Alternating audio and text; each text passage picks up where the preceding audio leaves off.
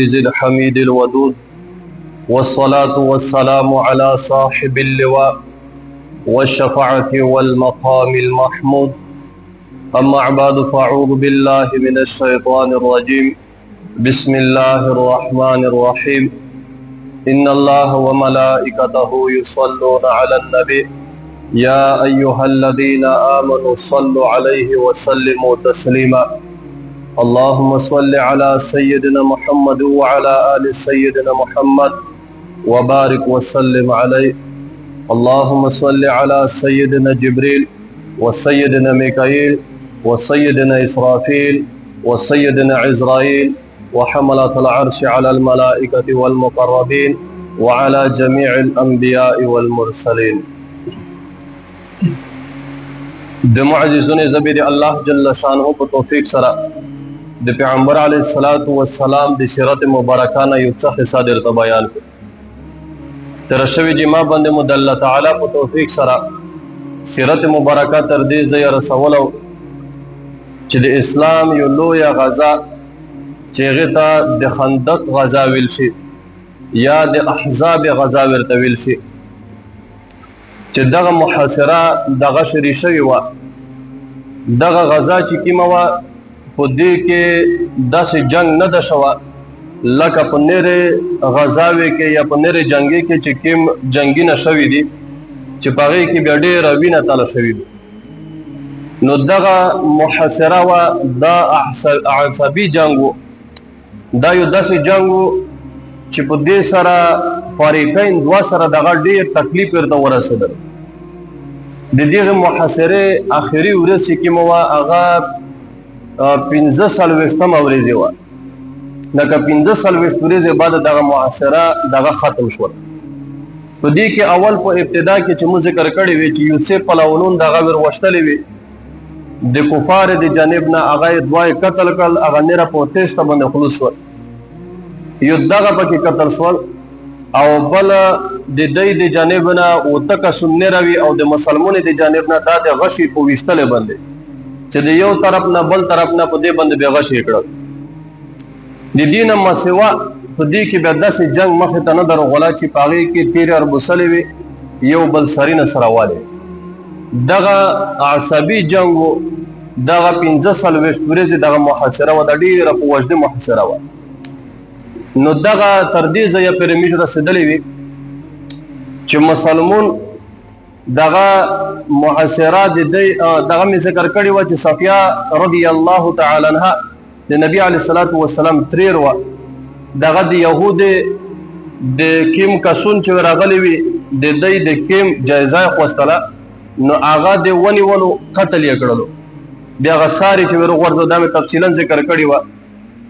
په هغې سره یهود چې کیم وي بني قریظه دغه ونه په سټ شو، وډرېده او هغه فارق نه د کفار د جانب نه دلته په خندق باندې جنگ دغه بیخي تیز شوی، ډیر جنگ ډیر شدت ته رسېدلی. نو دغه ای جانب نه او دغې جانب نه صرف غشي په مابین کې غوړېږي، خو جنگ مخې ته نه درغوړی. کفار چې هغې جانب نه روړي په خندق باندې، مسلمون په منډه باندې ځایونه ورسوي، دغه دی منع کوي چې دغه بیا په سړ باندې لوټ شي، داخل د مدینې منورې ته نه پرېږدي.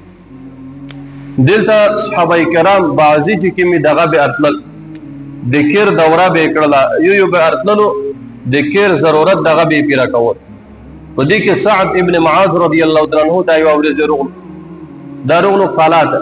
چې کله قلعې ته ورسېدلو، ام المؤمنین حضرت عایشه صدیقه عتیقه رضی الله تعالی عنها دا یې ولیدو چې ویلیدو د ده مبارک زغره داسې وه چې دغه ډېره زاړه زغره یې اچولې وه.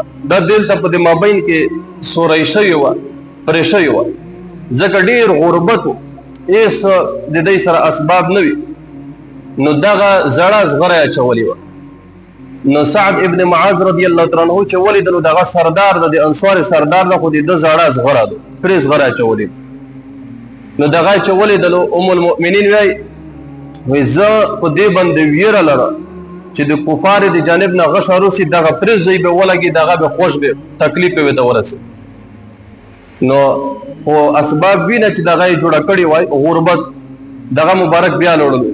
خپل ځای ته ځون ورسولو خندق ته چې روغللو هغه کیسه وه د هغې جانب نه غشه روغللو د ده په هغه پرې ځای باندې دغه غشه ولګېدلو دی سخت زخمي شو ریوړو نبي علیه الصلاة وسلام ته نبي علیه الصلاة وسلام ته چې روغللو غشه یې ځنه وبسلو د ده نه وینه بیخي زیوت هغې وینه بېد بیا هر قسم طبیبي په وکړله علاج یې په وکړو خو وینه یې نه تم کېدله نو بیا اخري نبي علیه الصلاة وسلام دغه اسپنه یې ګرمه کړه په یور کې دغه یې د ده په دې سینه پرې ونیوله دغه مخکې وی علاج دغسې و نن سبا خو سهولتونه ډېر دي بس د ویدو په ویې لګوي وینه ودروي نو که چیرې ډېره نه دروي زخم غټ وي نو هغه پسې ویې ګنډي نو بس جوړ شو په مخکې خو دا اسباب وینه داسې ډاکټرون یا دغسې طریقه کار دغسې نه نو چې کوم به داسې سخت زخم به و هغې ته به بیا اسپنه به یې ګرمه کړه په یور باندې چې شس کروټه به ځینې جوړه شو هغه به بیا په زخم باندې کښېښوله هغې سره به وینه دغه به ودرېده نو د ده مبارک په سینه باندې هم دغه ګرمه اسپنه دغه ونیوله هغې سره یو څه اندازه وینه دغه ودرېده بیا لږ وخت چې تېرېدو د ده د زخم نه بیا وینه راونه شو بیا دغسې داسې ځنې تلله لکه فواره چې خلاصه کړي نو دغه یو مسجد نبوي ته نبي علیه الصلاة وسلام مبارک ته وفرمیل وایي دغه ورسوئ مسجد نبوي کې چې د ده علاج وشو دلته یوه زنانه وه د انصار د جملې نه دا د دوی معالجه وه ډاکټره وه د هغې به علاج ورکړو بس دغه سعد ابن معاذ رضی الله تعالی عنه یې راوړلو مسجد نبوي ته په دې باندې علاج شروع شو بس نو د ده علاج دغسې روان ده دغه به په دغې ځای باندې پرېږدي سعد ابن معاذ رضی الله تعالی عنه په دې اسنا کې یو څه سولینه کړي دي هغه سولینه یې وکړل چې یا رب العالمین وایي تو ته دغه ښه معلومه ده چې زه د الله په لیار کې جهاد د چا سره دومره نه خوښوه لکه څومره جهاد چې زه د هغې خلکو سره خوښوه چې چا د تو د رسول تکذیب کړی ده قریش ذکر کول وایي یا رب العالمین که چیرې د قریش سره د جنگ کړل دغه د میش پای ته رسېدلی وي اخري ته اختتام ته رسېدلی وي نو د مو د دغې زخم د وجې نه بس دغه زون ته خپل کړه او که چیرې د میش جنگ پته و د دوی سره بیا د میش جنگ راتلو بیا یا رب العالمین مو ته فرصت وکړه چې زه د دوی نه انتقام وخلو د دوی سره جهاد وکړم او په آخره کې دا وویل چې یا رب العالمین بني قریظه دغه د میش سره غدر وکړو دوکه یې وکړله یا رب العالمین هغې وخته پرې مو ته مرګ مار وله ترڅې چې زه د بني قریظه باندې زړه د خپل زړه دغه ورباندې یخ نه نو دغه سولې وکړو نو دغه صحابي نو دغه پوتې د په مسجد نبوي کې د ده علاج راونده دا به پرېږدي په دې ځای باندې دلته په خندق باندې جنگ دغه ډېر شدت ته رسېدلی ده سخت حالات یې ته رسېدلی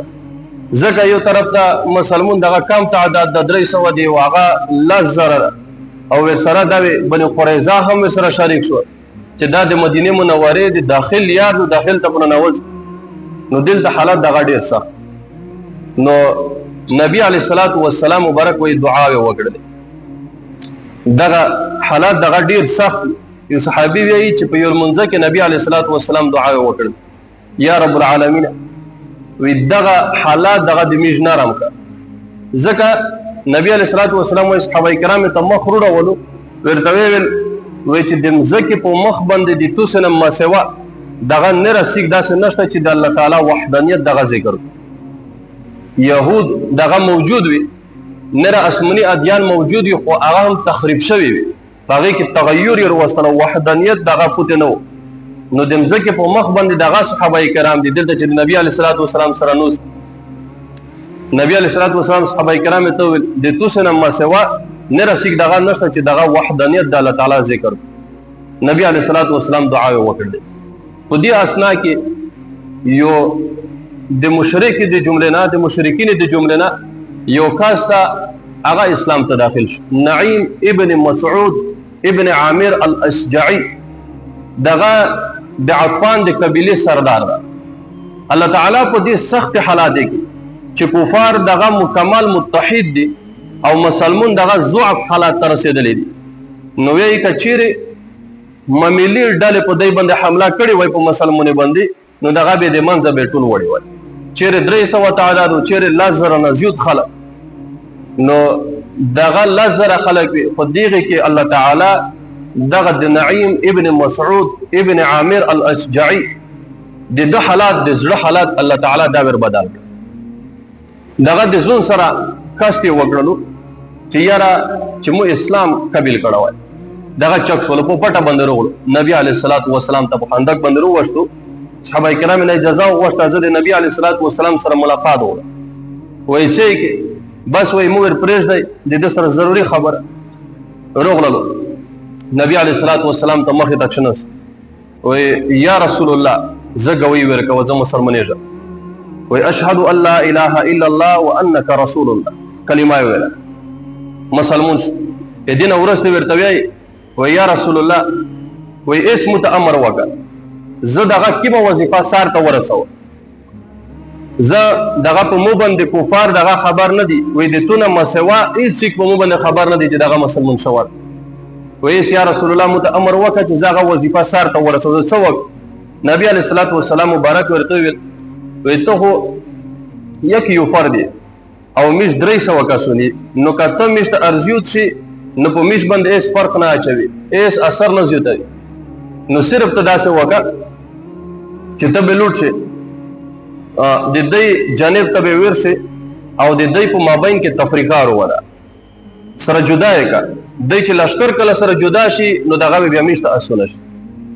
نو دا وایي چې بس صحیح ده. و یا رسول الله خو هغې دې پوره خو بیا درویغ به زه ډېر ورته ویایم چې درویغ ورته ونه ویه دغه خو بل صورت باندې نه سره جدا کېږي. نو ځکه حقیقت ورته ویایم نو دغه د هتوسې حالات خو ډېر ضعف ته رسېدلي. نبی علیه الصلاۃ والسلام مبارک اجازه ورکړله. وایي دغسې حیله جوړول په داسې وخت کې په داسې اسنا کې دغه جایز خو څه کې بلکې اولاد بهتر دی. جنگ چې کوم ده دغه ټول چل ول ده. جنگ مقصد دا ده چې چل ول وشي. وایي ته دغسې چال جوړوه چې په کومه طریقه باندې وي. نعیم ابن مسعود رضی الله تعالی عنه دغه راونده اسپلیارې کې یوه بهترینه نقشه یې جوړه کړه چې زه به دوی څه قسم سره جدا کړم چې دوی سره جدا شي. ډېر غټ لښکر ده مختلف قومي خلک سره جمع شوي دي خو ده ډېره بهترینه نقشه ورته جوړه کړه. نو دغه اول وروغللو سیده بني قریظه ته ورغلو. د بني قریظه ته ځکه ورغلو چې د دوی اتحاد ځنې موت شي نو دا فریق خلک چې کوم دي دا بیا په خپله باندې ستړي شي ځکه محاصره ډېرې ورځې یې تېرې کړي وي. نو دغې لښکر چې زړه تم شوی و دغه د بني قریظه د وجې تم شوی دا په د اخر کې متحد شول ورسره چې متحد شي نو دغه لیارې مدینې منورې ته داخل ته دوی ته بیا خلاصېږي. نو هېڅ چې کله دغه اتحاد اتفاق یې موت شي نو هغه مشکل به دوی ته بیا جوړي. مخکې نه خو بیا ټول خندق. نو دغه صحابي روغللو دغه بني قریظه ته ویل وی تاسې مو پېژنئ؟ وایي بلکل دې پېژنئ. دغه نعیم ابن مسعود چې کې مو رضی الله تعالی عنه د مخکې د دغه نه د بني قریظه خلیف و د ده معاهد و د دوی سره به تجارت پې کړو کاروبار به یې ورسره کړلو او ښه یې پېژندل ښه دوستي یې ورسره او اعتماد یې و ډېر په ده باندې. دغه ورته وایي تاسې مو پېژنئ؟ وایي بلکل دې پېژنئ ته خو نعیم یې. وایي د مو امانتداري دغه تاسې ته معلومه ده دغه بلکل معلومه ده ته ډېر رښتینه سړی امانتدار یې. وایي بل د مسلمونې سره د مو عداوت دغه تاسو ته معلوم ده چې زه څومره دښمني ورسره لرم. وی بالکل دغه میش ته معلوم ده چې ته یوه پېره روغلی د اولې ورځې نه تر دې ورځې پورې په دې سخته محاصره کې تو ګډین کړ ده دا مطلب ده چې ته ډېرې دښمن یې د دې سره د ډېر عداوت. وی بس چې تاسې ته هر څه معلوم دي زه به تاسې ته بیا یوه کیسه وکړم. هغه کیسه وی داسې ده چې قریش دغه روغلي دي د تاسې سره اتحاد یې وکړ اتفاق یې وکړ دغه به د تاسې په ګډون باندې د تاسې سره په شریکه باندې په مسلمانو باندې هجوم او حمله به وکړي او که چیرې دغه قریش دغه ناکام شول په دې حمله کې تاسې ناکام شولئ پکې نو دغه قریش خو به درنه لوټ شي.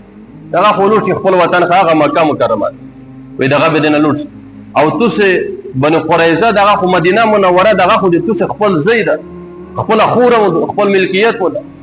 وایي دغه به تاسې دوله ته پوتې وایي نو بیا به که چیرې تاسې شکست وخوړلو په جنګ کې ناکامه شولئ نو دغه تاسې به پرېږدي او دی به درنه لوټ شي نو مسلمانو ته به موقع فرصت دغه پیدا شي نو بیا به په تاسې باندې حملې شریک و آس او د میانځه پسې یوسي.